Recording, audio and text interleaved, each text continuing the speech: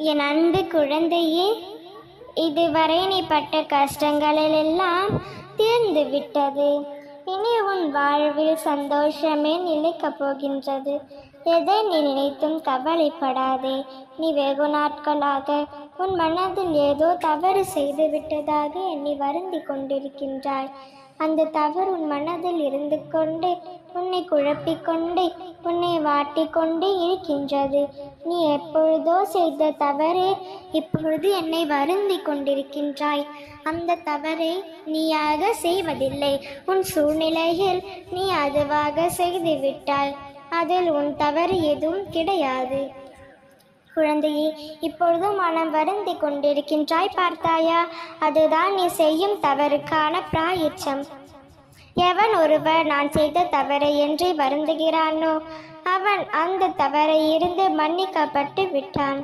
குழந்தையே, என் மேல் அந்த தவறை நீ செய்யாமல் இருப்பதை அதற்கு சரியான மன்னிப்பு. நீ அந்த சூழ்நிலையில் என்ன செய்வது என்று தெரியாமல் ஒரு சிறிய தவறை இழைத்து விட்டாய். அந்த தவறை மனதில் போட்டு குழப்பிக் கொண்டு இருக்காதே. அதை அப்படியே விட்டு நீ உன் வாழ்க்கையை வாழ வேண்டும். நீ உன் கடமையை சரிவர செய்ய வேண்டும்.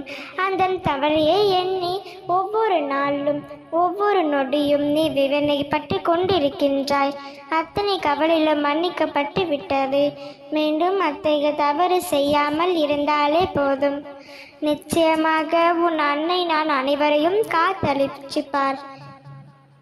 நீ செய்யும் தவறுகளையும் மன்னிப்பேன். ஆனால் மீண்டும் மீண்டும் நீ அந்த தவறுகளை செய்துவிடக்கூடாது. மனம் வருந்தி மன்னிப்பு கேட்ட பிறகு அந்த தவறை மீண்டும் செய்யக்கூடாது.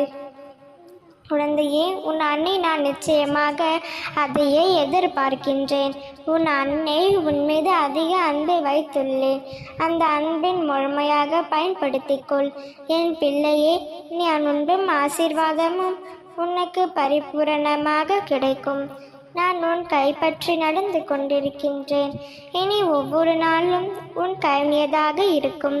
உன் கர்ம வினைகள் எல்லாமே தீர்த்து உனக்கு புண்ணிய பலன்கள் அதிகரித்து உன் வாழ்க்கையில் எல்லாவற்றையும் வெற்றி கண்டு வாழப் போகின்றாய். குழந்தையே, வளம் பெற்று வாழ்வாய். இதில் எந்தவித சந்தேகமும் இல்லை.